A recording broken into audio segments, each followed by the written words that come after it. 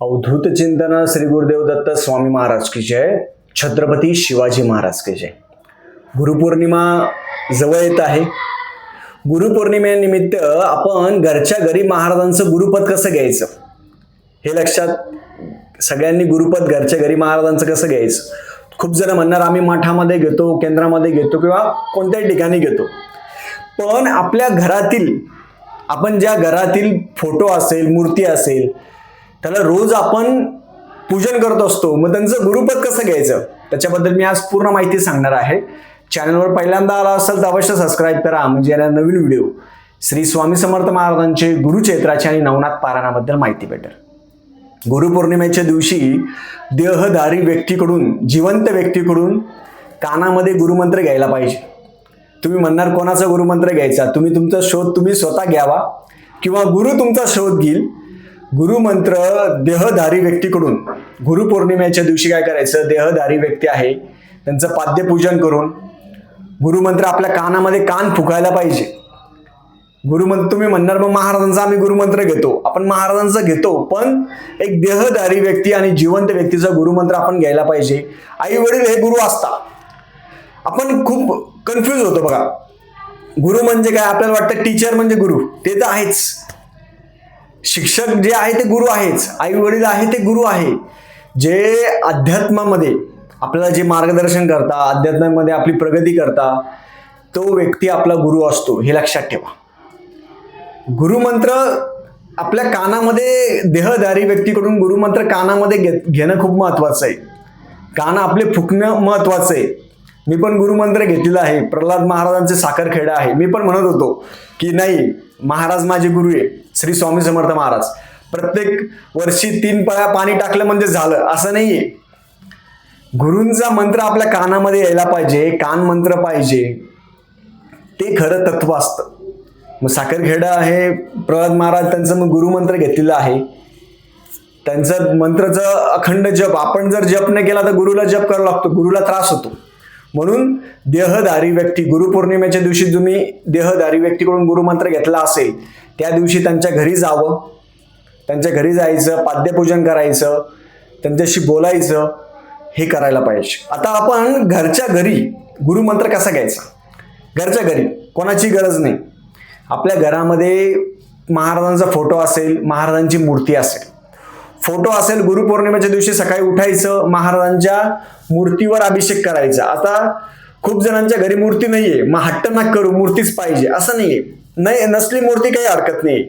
आपल्या घरामध्ये रोज मूर्ती जर असेल तर आपल्याला रोज अभिषेक करणं गरजेचं आहे.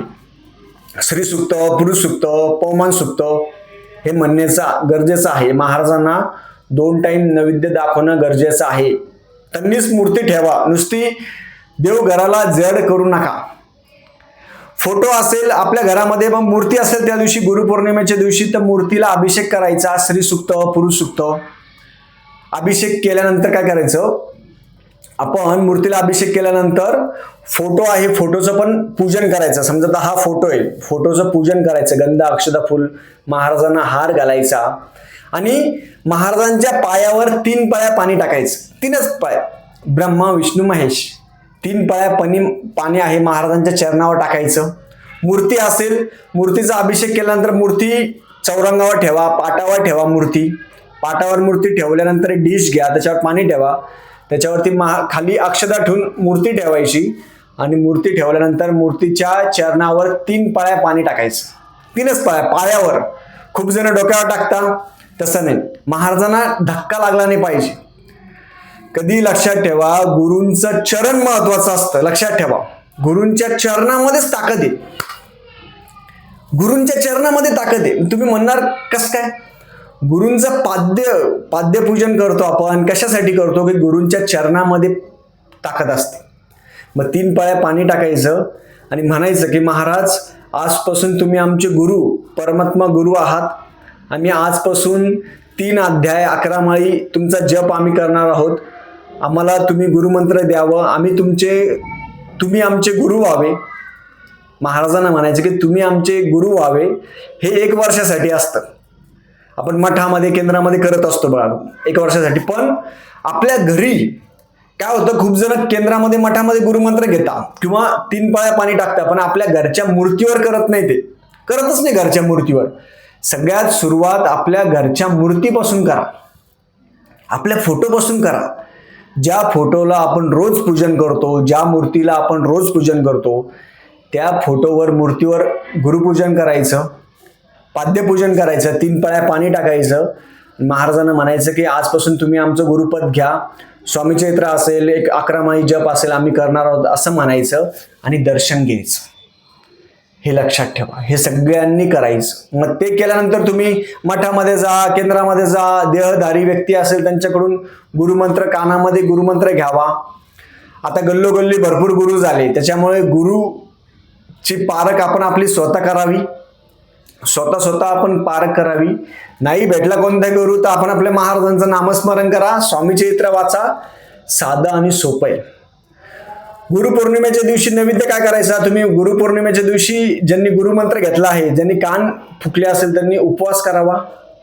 जास्तीत जास्त आपल्या देहधारी गुरूंच्याकडे जायचं, त्यांचं पाद्यपूजन करायचं. आता पाद्यपूजन करायला पण खूप जण पटपट करता. आपले तुमचे जर नशीब असेल, तुमचं जिवंत गुरु तुम्हाला लाभले असेल, पाद्यपूजन करताना कधीही लक्षात ठेवा, त्यांच्या समोर बसायचं, दोन्ही पाय त्यांचे घ्यायचे, पाय स्वच्छ धुवायचे हाताने. कारण की गुरूंचे तुम्ही जेव्हा पाद्यपूजन करता तर दोन्ही हाताच्या रेषा बदलत असता. लक्षात ठेवा, भाग्यरेषा, लक्ष्मी रेषा, जीवन रेषा, ह्या सगळ्या रेषा आपल्या बदलत असतात. पाद्यपूजन करायचं पहिले पाण्याने पाय धुवायचे, पाण्याने पाय धुतल्यानंतर दुधाने पाय धुवायचे. वरतून आपण जेव्हा पाय धुतो महाराजांचे किंवा आपण गुरूंचे, तुमच्या गुरूंचे तुम्ही पाय धुत असाल, त्यांचे तळपाय आहे, तळपाय पण धुवा, त्याच्यामध्ये पण खूप शक्ती आहे. वरतून पाय धुणारच आहे तुम्ही पाद्यपूजन, पण तळपाय आहे, तळपाय पण व्यवस्थित धुवून घ्यायचे, कपड्याने पुसायचे, त्यांना गंध अक्षता फुल लावायचं. आपलं जे डोकं असतं, हे जे डोकं असतं, आपला हा जो माथा असतो, तो गुरूंच्या चरणावर 5-10 मिनिटं लावायचा. लक्षात ठेवा, मी तर स्वतः करत असतो. साखरखेडा असेल किंवा कोणी गुरुस्थानी व्यक्ती असेल किंवा ब्राह्मण असेल, कोणी असेल, आपलं जे कपाळ आहे त्यांच्या डोक्यावर आपण ठेवायला पाहिजे. कारण की गुरुच्या पायावरच शक्ती असते, समजलं? गुरुच्या पायावर शक्ती, म्हणून आपलं कपाळ आहे, पहिले हाताने त्यांचे पाय चेपायचे. कधी लक्षात ठेवा, ब्राह्मण असेल, गुरु असेल, कोणीही तुमच्या घरी आले, त्यांना विनंती करा पहिलेत. काही जण हात लावू देत नाही, संन्यासी असतात ते हात लावू देत नाही. पण जे प्रापंचिक असतात, जे गुरुस्थानी असतात, तर तुम्ही त्यांना विचारून त्यांचे पाय आहे थोडे पाय चेपा, पाय दाबायचे थोडे, त्यांच्या पायावर डोकं ठेवा, 1-2-3 सेकंद 5 सेकंद पायावर डोकं ठेवा. आणि डोकं ठेवल्यानंतर आपलं मन शांत होतं.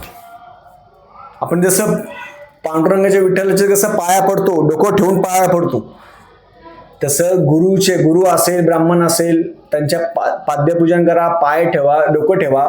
आपल्या ज्या नसा असतात, हे जे कपाळ असतं ना, कपाळावर नशीब लिहिलंय म्हणता, आपल्या हातावर नशीब लिहिलंय, तसं गुरूंची जो व्यक्ती सेवा करतो त्यांना सगळ्या गोष्टी प्राप्त होतात. गुरुपौर्णिमेच्या दिवशी घरच्या घरी आपल्या पहिले फोटो असेल, मूर्ती असेल तसं पाद्यपूजन करा. त्याच्यानंतर आपल्या आईवडिलांचं पाद्यपूजन करायचं. आईवडिलांचं प्रत्येकाने आपापल्या आईवडिलांचं पाद्यपूजन करा. पाद्यपूजन नाही करू दिलं, पाया पडा, दर्शन घ्या.